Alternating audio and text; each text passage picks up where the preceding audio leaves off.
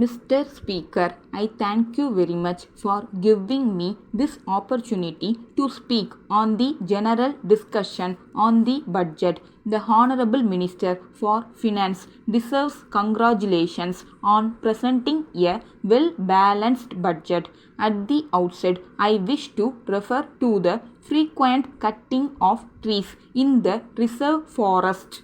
Everyone knows very well the amount of help the trees render to humanity as a whole and wild animals and birds. In spite of it, I do not know why people should indulge in this unsocial practice. The officials concerned should try to educate the people on this so that there may be real change in their outlook. In my view, mere laws which prescribe punishment will not be adequate to deal with this problem in an effective way. The other matter I would like to refer is the difficulties faced by the parents in admitting their children in not only the primary schools but also in the professional colleges. Wherever they go, they have to pay huge donations to the management. This is a very unhealthy practice. The government should take severe action against the offenders and put an end to it. I am really glad that the government have taken steps to stop the screening of the latest films by video agencies. It is really not fair on the part of the video agencies to record such films without the permission of the producers who have a right to exhibit them. Such recording by them will certainly affect the film industry, and so it is very necessary to prevent such a practice. I take this opportunity to make an appeal to the video people to cooperate with the government and respect the legislation that has been recently enacted. As a result of the effective steps taken by the police, it has been possible to prevent a number of crimes and also to detect a large number of crimes. Tamil Nadu police has earned a great name for its efficiency. Many other police officers from the other states have been coming to Madras to study how our police function. I take this occasion to pay my rich tributes to the valuable services rendered by the police in the past. I hope and trust they will maintain their high quality in future also.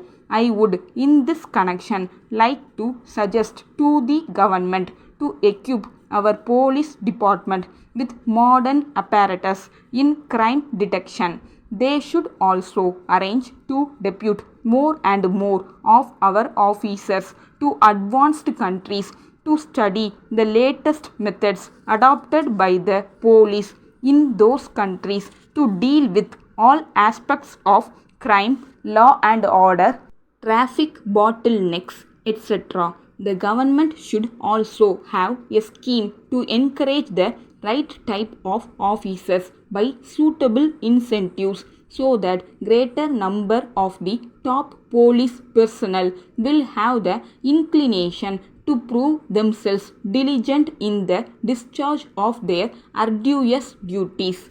Before concluding my speech, I would very much like to refer to one important matter. At present, it is complained that the climate for starting new industries by private entrepreneurs is not very good. I do not know whether it is true or not.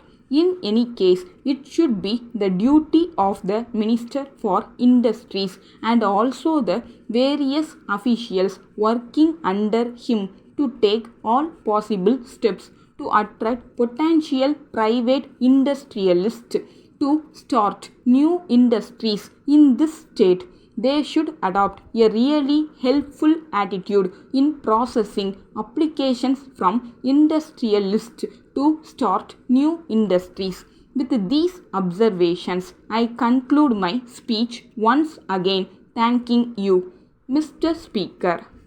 Letter dated 4th December 1987 from Modi Auto Parts Dealers, Madras to Mrs. Geeta Forging Company Limited, Hosur. Dear Sirs, we are in receipt of your letter of the 25th ultimo, regretting our long silence in placing orders with you and the delay in sending you the check in respect of the consignments so far sent by you to us.